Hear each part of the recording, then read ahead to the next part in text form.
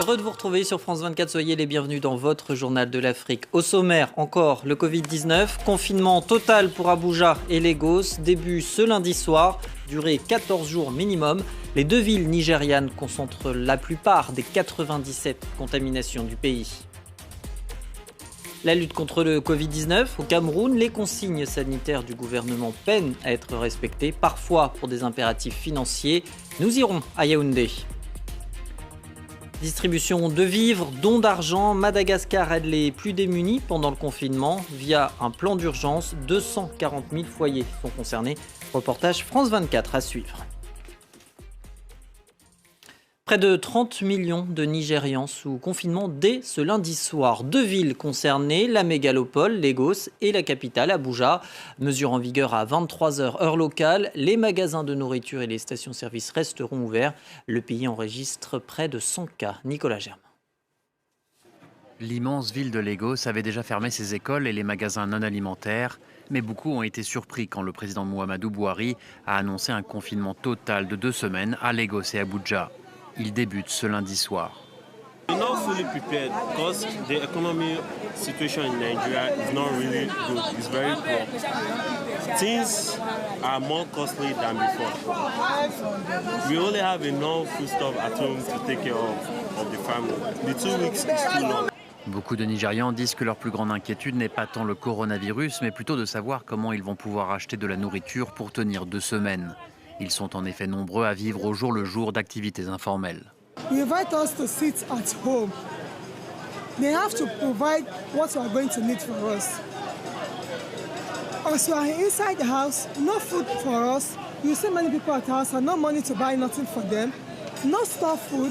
We don't have anything to eat at our house. La distanciation sociale ne sera pas facile à mettre en œuvre. En moyenne, un foyer nigérian compte près de 5 personnes contre par exemple 2,5 en Corée du Sud. De nombreux Nigérians ont trouvé que le discours du président Buhari manquait de clarté. Il a interdit tout déplacement, mais affirmé que les magasins alimentaires resteraient ouverts. Il n'a pas précisé si les citoyens ordinaires auraient accès à ces magasins au cours des 2 semaines à venir. Le confinement, une option choisie aussi par Denis Sassou Nguesso pour contrer la propagation du virus. Le président du Congo-Brazzaville l'a annoncé samedi. Une consigne assortie d'un couvre-feu de 20h à 5h heure locale et d'un état d'urgence sanitaire. 19 cas ont été déclarés officiellement dans le pays. Les mesures sont mises en place dès ce mardi et pour 30 jours. Et c'est un confinement total qui devait commencer samedi à Kinshasa, la capitale de République démocratique du Congo. Une mesure reportée la veille de son lancement à une date ultérieure. Politiques et acteurs de la société civile y voient un couac de la part du gouvernement. 81 cas de Covid-19 répertoriés dans le pays actuellement. Sur place, Clément Bonneau. Le report du confinement de la capitale congolaise, moins de 24 heures après avoir été annoncé, a suscité beaucoup d'interrogations ici à Kinshasa. Le cardinal Ambongo notamment a dénoncé dimanche les tâtonnements de la riposte au Covid-19, un avis partagé par plusieurs personnalités politiques. 4 parlementaires ont publié ensemble une tribune dans laquelle ils demandent une meilleure lisibilité de l'action gouvernementale. Ils réclament aussi une meilleure prise en compte des besoins de la population afin, disent-ils, d'atténuer l'angoisse des Congolais. Ce que nous voulons, c'est une coordination au niveau gouvernemental. Le gouvernement central, les gouvernements provinciaux. Nous voulons aussi que l'équipe de la riposte puisse bien définir son travail, aller au-delà des chiffres à communiquer des chiffres vraiment vérifiables, éviter aussi des contradictions, comme on a cité un cas du Nord Kivu, et pourtant il s'agissait des Littoris. Des cas comme ça, il faut faire attention, parce que ça peut jouer mal dans la sensibilisation. La plateforme d'opposition Lamuka, de son côté, dénonce une gestion hasardeuse de la pandémie et réclame la mise en place de mesures sociales et économiques d'urgence. Son coordinateur Adolphe Mouzito appelle notamment à un grand plan d'investissement dans les hôpitaux et les routes. Enfin, la présidence reconnaît qu'il y a eu quelques problèmes de coordination, mais affirme tout faire pour mettre tous les acteurs autour de la même table. Des mesures de soutien ont également été annoncées en faveur des plus pauvres, notamment la gratuité de l'eau et de l'électricité pendant 2 mois.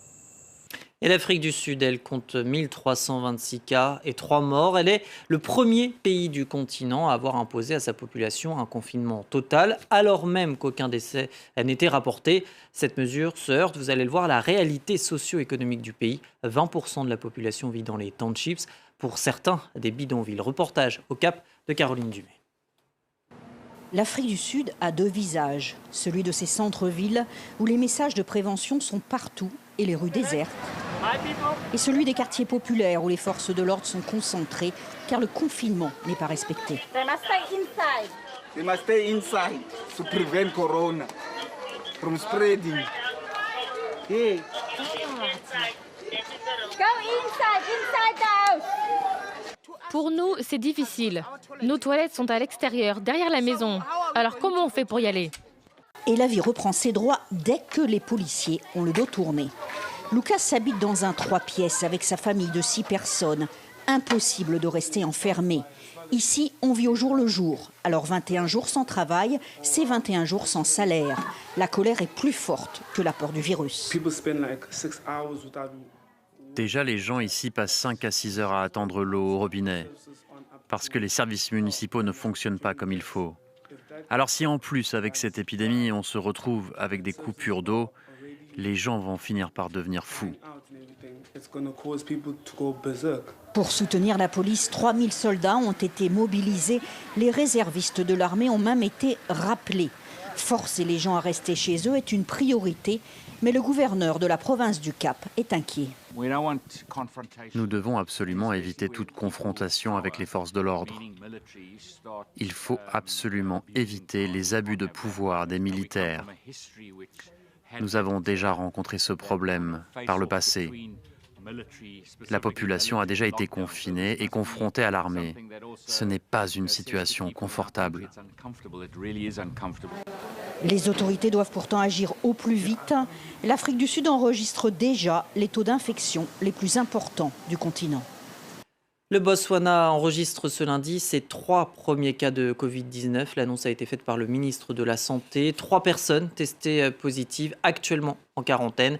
Elles ont récemment voyagé en Thaïlande et en Grande-Bretagne. Pas de confinement au Cameroun, mais un couvre-feu dès 18h. Les déplacements sont limités, les rassemblements de plus de 50 personnes interdits. Les restrictions pas nécessairement suivies, vous allez le voir, soit par insouciance, soit pour des raisons financières. Reportage France 24 signé Marcel Amoko, Tony Michael Manga et Luc Armengo. Une scène de vie ordinaire dans cette gare routière bondée de Yaoundé.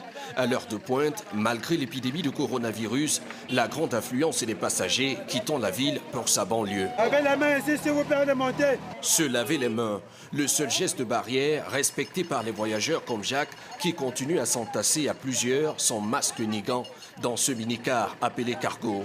Un mode de transport collectif toujours privilégié car beaucoup moins cher. Le cargo c'est le moins cher. 300 et on arrive. Par rapport au taxi, pour quitter d'ici à soi, c'est trop cher. Quelques centaines de mètres plus loin, l'un des marchés populaires de la ville, toujours aussi fréquenté lui aussi, sans respect de la distance prescrite d'au moins 1 mètre. Est-ce qu'il y a encore même le store de rue dans cette boutique? Ici, malgré la circulation du virus, pas de fermeture de magasin. Pour Jeannette, impossible de fermer boutique, car elle ne compte que sur ses ventes pour continuer à nourrir sa famille. En ce qui concerne cette maladie, on a de la peine à respecter les 1 mètre qu'on demande, parce que surtout le matin, il y a de l'affluence. Si l'État nous laisse tous à la maison, de rester à la maison, on va nourrir les enfants comment? Il n'y a pas l'argent. À la nuit tombée, des patrouilles de gendarmerie pour tenter de faire respecter la fermeture des magasins, bars et restaurants décrétés par le gouvernement. La France est là. Pour l'instant, pas de couvre-feu général ni de confinement total, mais une plus grande fermeté affichée par les autorités. Nous nous sommes rendus compte que les populations n'adhéraient pas totalement. Il y en a qui adhèrent, il y en a, mais pas totalement à ces instructions. C'est pourquoi nous avons un peu durci le ton. Faire appliquer plus sévèrement les mesures de confinement, tout en appelant les Camerounais à l'esprit de responsabilité. Le pari du Cameroun pour tenter de limiter la propagation du Covid-19. Le Cameroun qui compte pour l'heure 142 cas Et 7 décès. Confinement qui entre dans sa deuxième semaine à Madagascar. Dimanche, les fêtes de l'indépendance ont même eu lieu à huis clos, une première dans l'histoire du pays. La grande île compte 46 contaminations. L'État a lancé un plan d'urgence sociale. Le but, venir en aide aux plus vulnérables. Reportage Gaël Borgia. Je me trouve actuellement sur le parvis de l'hôtel de ville d'Antananarive. C'est ici que des centaines de personnes affluent tous les jours pour recevoir des vivres gratuitement. Ce lundi, c'est au tour des chauffeurs de taxi et des chauffeurs de bus de recevoir 25 kilos de riz par personne, ainsi qu'un sac contenant des produits de première nécessité comme du sucre, du sel ou encore de l'huile. Il faut dire que c'est très difficile de faire respecter les 1 mètre de distance de sécurité puisque des centaines de personnes sont agglutinées, s'impatientent, sont venues à pied et attendent plusieurs heures pour recevoir leurs vivres. J'ai pu discuter avec le maire adjoint de la capitale qui expliquait que cette distribution se fait dans la difficulté et sous tension. Tout le monde est sous pression. Eux aussi, ils sont sous pression, ils sont sous le soleil, ils ont envie de rentrer très vite. Ils ont envie d'avoir leur aide. Même sur les personnels et les policiers qui sont à charge de les maintenir dans le rang, c'est pas facile. On essaiera de gérer tant bien que mal pour que ça finisse pas en une petite émeute. Un formidable élan de solidarité s'est mis en place par ailleurs à Madagascar. Des sociétés textiles ont transformé leurs ateliers en fabrication de masques et des centres d'appel privés répondent désormais au numéro vert mis en place par la présidence. Les Maliens se sont donc rendus aux urnes dimanche, premier tour des législatives, renouvellement des 147 sièges du Parlement. Le scrutin avait été reporté à maintes reprises. Les premières tendances ne seront pas connues avant plusieurs jours. Pas encore de chiffre de participation donc, mais les électeurs ont été refroidis par les récentes attaques djihadistes, l'enlèvement du chef de file de l'opposition, Smaïla Cissé, et l'apparition du Covid-19. 25 cas et 2 décès ont été confirmés. Le deuxième tour, ce sera le 19 avril. Puis enfin au Niger, l'opposant Hama Amadou est libre. Il était incarcéré depuis novembre 2019 pour trafic international d'enfants. Il fait partie des plus de 1500 détenus graciés par le président Mahamadou Issoufou. Motif, limiter la propagation du Covid-19. Le Niger enregistre à ce jour 22 cas, dont 3 décès à Niamey, la capitale. À la fin de ce journal. Merci de l'avoir suivi. Merci à Célia, à l'édition, à la régie, Mohamed, Youssef, Anthony, Jeff et Marwa. L'actualité du continent, c'est aussi sur notre site internet. Vous restez avec nous et prenez soin de vous.